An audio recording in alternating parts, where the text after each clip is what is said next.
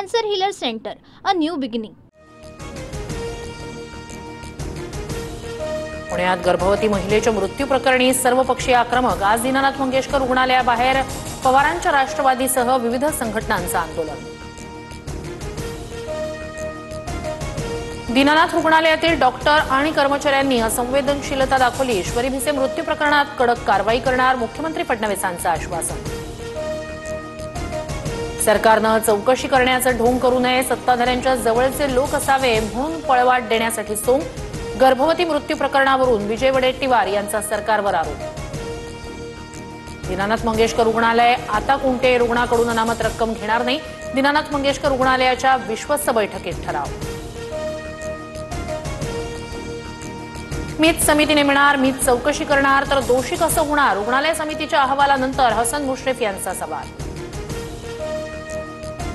शेतकरी कर्जमाफीचे पैसे मागून साखरपुडे आणि लग्न करतात, कधी शेतीत गुंतवणूक करता का?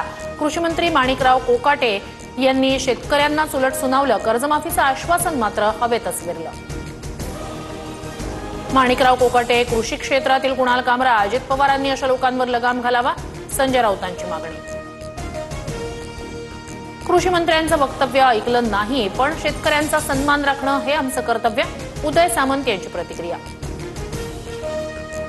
कृषी मंत्र्यांनी असं बोलणं अयोग्य, मदतीची रक्कम शेतकऱ्यांनी कशी खर्च करावी हा सल्ला देण्यापेक्षा आणखी सहकार्य करावं, संजय शिरसाट यांचं वक्तव्य. धनंजय मुंडेंच्या वांद्रे न्यायालयाच्या निर्णयाला आव्हान देणाऱ्या याचिकेवर सुनावणी. करुणा मुंडेंना धनंजय मुंडेंच्या पत्नी असल्याचं ठरवत महिन्याला 2 लाख रुपये पोटगी देण्याचा वांद्रे कौटुंबिक न्यायालयाचा निर्णय. मुंबईत बोरिवलीच्या मोक्ष प्लाझा मॉलमध्ये मनसेची शाळा, मराठी व्यावसायिकांना मनसेकडून मराठी भाषेचे धडे. उदय सामंत आणि राज ठाकरेंमध्ये दुसऱ्यांदा भेट, मराठीच्या मुद्द्यावरून भेट. मराठीबाबत कुणी उलटसुलट केलं तर काय करायचं ते बैठकीत ठरवू, उदय सामंत यांची प्रतिक्रिया. मराठी बोलूया, मराठीचा सन्मान राखूया. मुंबईत ठाकरेंच्या शिवसेनेकडून बॅनर, मराठी बोलता न येणाऱ्यांना आम्ही मराठी शिकवू, ठाकरे गटाच्या बॅनरवर उल्लेख. सोलापुरात दूषित पाण्यामुळे 2 शाळकरी मुलींचा मृत्यू. बाबू जगजीवनराम परिसरात दूषित पाणी पुरवठा, स्थानिकांचा आरोप. घटनास्थळी प्रणिती शिंदे, देवेंद्र कोठे आणि पालिका अधिकाऱ्यांची भेट.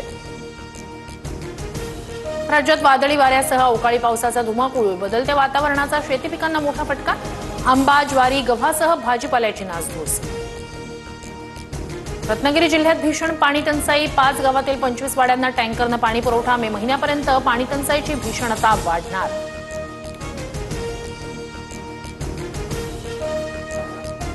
Cancer healer centre, a new beginning.